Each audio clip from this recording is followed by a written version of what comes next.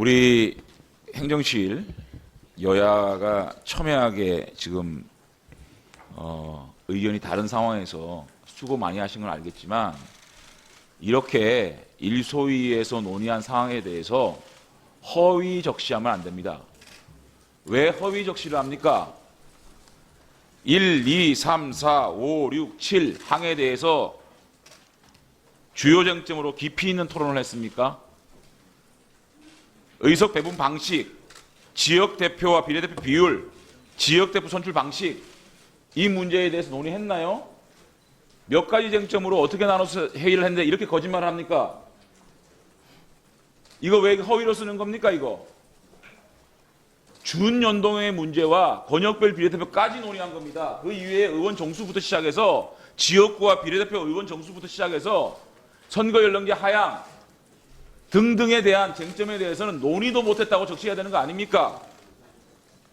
어떻게 이렇게 허위로 거짓말로 일소에서 논의한 상황에 대해서 이렇게 거짓말을 썼는지 이해가 안 됩니다.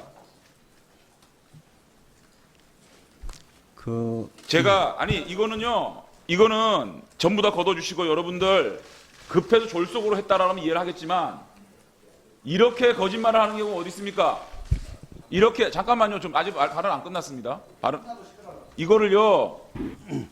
전문위원들 정말로 우리가 이렇게 논의했습니까? 이런 쟁점 7개로 논의했습니까? 왜 이렇게 허위로 작성하는 겁니까? 제가 의사진행 발언 하고 있습니다. 의사진행 발언 시간 지금 제한 없습니다. 네. 저는 오늘 소위에서 일어났던 민주주의에 대한 폭거에 대해서 유감을 표할 수밖에 없습니다.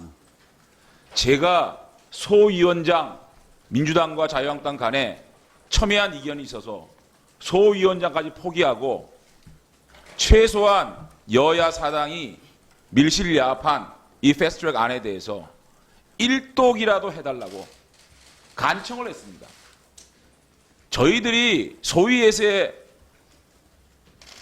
임무가 뭡니까? 최소한 법안에 대해서 그 법안이 어떤 법안인지 국민들께 공개 토론하고 공개된 장소에서 일독이라도 해야 되는 거 아닙니까? 그 시간이 모자란다고 민주당에서 강요를 해서 제가 일소위 위원장 포기하고 심사에 응했습니다. 그런데 6개 쟁점 중에 2개 쟁점밖에 수박 겉핥기식 토론이지만 토론 못했습니다. 4가지 쟁점에 대해서는 들어가 보지도 못했습니다. 아직까지 일주일이라는 시간이 남았습니다. 그럼에도 불구하고 소위 논의를 접고 일방적으로 표결로 강행했다. 우리 지상우 의원님 말씀하셨겠지만 앞으로 소위 위원장이 자신이 스스로 생각해서 이 정도 토론하면 됐겠지 생각하고 전부 다 표결 처리하는 관례가 생겼습니다. 앞으로 소위건 상임위건 어떤 회의체 간에 앞으로 전부 다 이제 표결로 처리합시다. 어떻게 이렇게 강행 처리를 해놓고 정치개혁을 하겠다고요? 이게 정치개혁을 하겠다는 우리의 모습입니까? 제가 정치협상 병행하자라고까지 제안을 했습니다. 일고에 거부했습니다. 일소위장 포기하겠다. 일독만 하자. 원내대표가 포함된 정치협상단을 만들어서 정치협상 병행하자. 어떠한 제안을 하더라도 여러분들은 받아들이지 않았습니다. 그리고 일방적으로 소위 논의 과정에 소위원장의 직권으로 일독도 못한 상황에서 표결을 강행했습니다. 이게 민주주의입니까? 민주주의 완성도를 높이지 않은 선거제도를 개혁하자는 사람들입니까? 민주당은요, 앞으로 정치개혁이라는 단어를 쓸 자격을 상실했습니다. 민주당의 민주가 사라졌습니다. 정의당의 정의가 사라졌습니다. 바른미래당 일부 세력이 바른과 미래를 버렸습니다. 이렇게 해놓고 정치개혁을 하자고요? 간단하게 소위 논의 과정을 설명드리겠습니다. 준연동형 제도에 대해서 50%짜리 연동형에 대해서 300석으로 한정하는 거 비례대표에 대한 사표가 대량 발생한다는 지적이 있었습니다. 위성정당이 생기고 비례정당이 출현해서 민심을 왜곡한 단합된 꼼수가 난무하는 총선이 교란되고 민심이 왜곡되는 결과가 나올 가능성에 대해서 중앙선거관리위원회에서 인정했습니다. 300석으로 제한하고 지역 자녀 의석을 배분할 때는 추첨이라는 로또 국회의원이 발생되는 그런 것도 지적했습니다.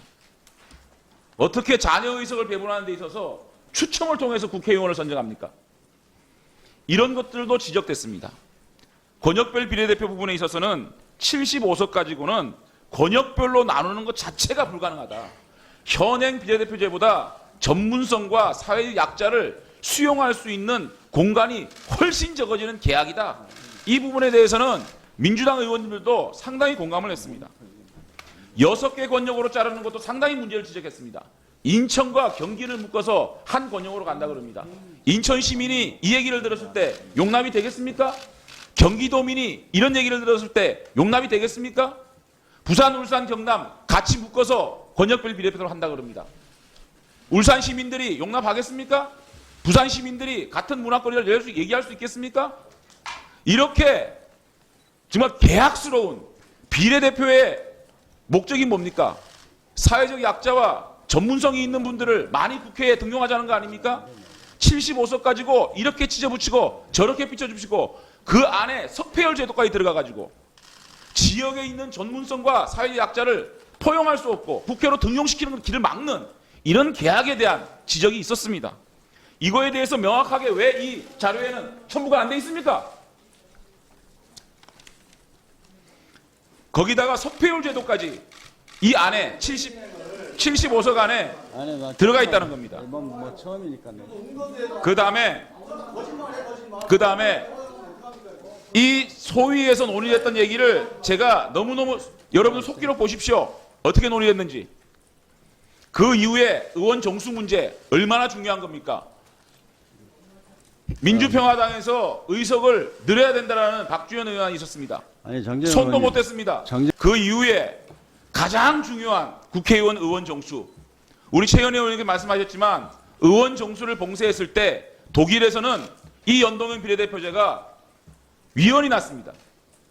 이 연동형 비례대표를 구현할 때 의원 정수를 봉쇄했을 때 얼마나 비례대표의 사표가 많고 이 표심이 왜곡되는지에 대해서 분명히 밝혀야 됩니다. 중앙선거관리위원회에서는 이 독일 연동형 비례대표제가 왜 위헌이 났는지에 대해서 명확하게 가지고 오시기 바랍니다.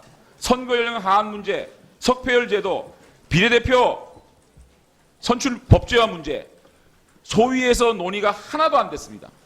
이런 부분까지 일동만이라도 하자고 제가 말씀드렸습니다. 이것을 정치개혁이라고 이 민주주의는 절차적 정당성이 확보돼야 됩니다. 절차적 정당성이 확보가 되지 않은 이렇게 밀어붙이기식, 이렇게 날치기식 통과를 하는 것, 이런 것에 대해서 민주당은 심판받을 겁니다. 이상입니다. 네.